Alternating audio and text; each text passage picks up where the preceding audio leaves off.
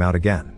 But she's also the one to grab his hand and guide him to one of the falling cargo boxes, dropping on top of it and opening its parachute, which allows them to safely land in the middle of the sea.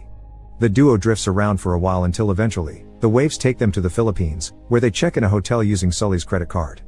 Chloe prints a map that follows the same dimensions as the real one, and using Sam's postcards, Nate realizes the map doesn't pinpoint the exact spot to find the treasure.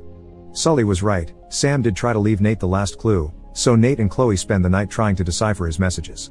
Chloe gets tired after a while and goes to bed, but Nate refuses to give up, and this turns out to go in his favor because he realizes he hasn't used the oldest trick in Sam's book. Since the lighter still won't work, Nate uses a candle to reveal a secret message on a postcard telling him to use the crosses as a compass.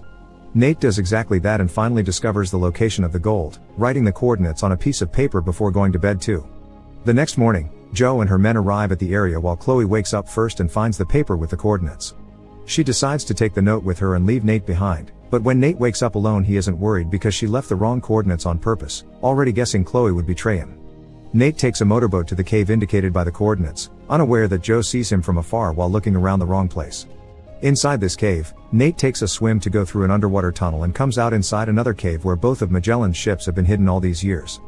As Nate finds the gold inside, Sully shows up in the cave as well, thanks to the tracker he still has in his phone. He tells Nate that Sam would be proud of him, but before they can discuss things any further, Jo and her men show up, so the duo hides inside a secret compartment. With the help of 2 helicopters, Jo's crew airlifts the entire ships through a hole on top of the cave, so Nate and Sully come out of their hiding spot to grab as much gold as possible together with a dagger and a sword to defend themselves. Then, they go upstairs and fight the crew until they throw every man off the ship. Now Sully can climb up the chains that are holding the ship and reach the helicopter, where he pushes off the men he finds and takes over the control to fly away from Jo, who is on the other ship. Jo orders her pilot to follow Sully,